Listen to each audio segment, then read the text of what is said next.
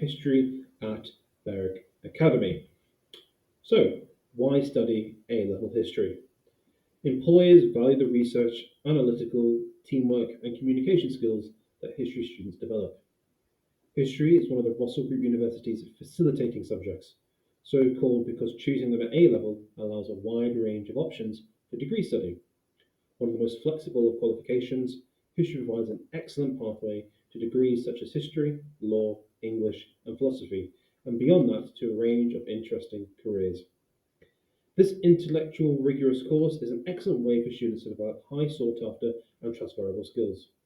These include being able to effectively communicate complex ideas, the ability to research, analyze, and evaluate information both orally and in writing, and the capacity to make sustained judgments, all whilst developing independent work skills. So, what will I study? The A level history at Berwick Academy is broken down into four sections.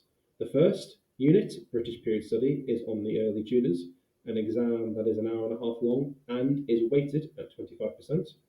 The non British study, Russia from 1894 to 1941, a 1 hour exam weighted at 15%.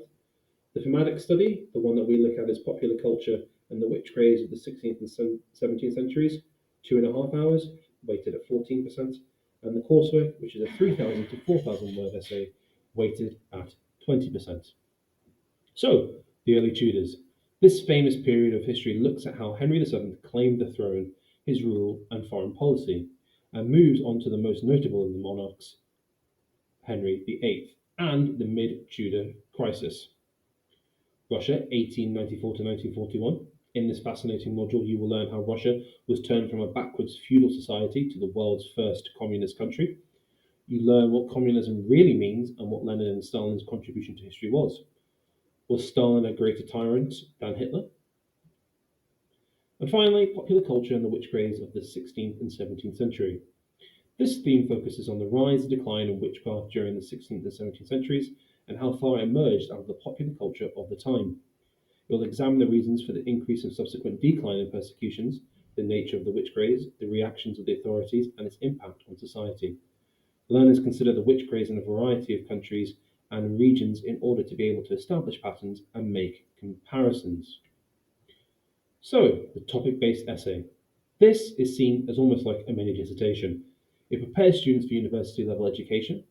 Students pick a topic that interests them from the course to delve into further. They complete independent research on their own, with some aid, of course, from members of staff. Read scholarly articles and historical books. Get to the heart of the historical debate on the issue, and present your own view on the topic. So, how will I learn? You'll learn in a multitude of different ways: reading, studying evidence, writing, questioning, discussing, and debating. Where can this take me? So, history is a well regarded subject by universities and employers alike and is applicable to a wide range of courses and careers, including law, the civil service, national and local government, journalism, media, research, education, libraries, and heritage work. The skills learned on the A level course underpin many of the top degrees, and as a result, it is one of the most highly sought after subjects at universities. Famous people who have history degrees: Diane Abbott, Gordon Brown, Prince Charles, George Osborne, and Anita Roddick, the founder of Body Shop. A number of philosophers, including Machiavelli, Hume, Hegel, and Marx, all studied history. So, some of the careers in history. Careers directly related to history: academic researcher, archivist, heritage manager, historical buildings inspector slash conservation officer, museum education officer, museum slash gallery curator, museum gallery exhibitions officer, secondary school teacher. Careers history would support: law slash solicitor, archaeologist, journalism, civil service, administrator, editorial assistant, human resources officer, information officer, marketing executive, policy officer, politician's assistant, solicitor again, and talent agent. So, just a couple of the transferable skills that you also learn through history: teamwork, meeting deadlines, critical thinking, present own opinions slash ability to argue and debate, communication written and oral, judging conflicting evidence, analysis, delivering presentations, and flexibility. Will the course suit me? Well, I hope that it will. You'll need a minimum grade 4 in English language or literature to be accepted onto the course.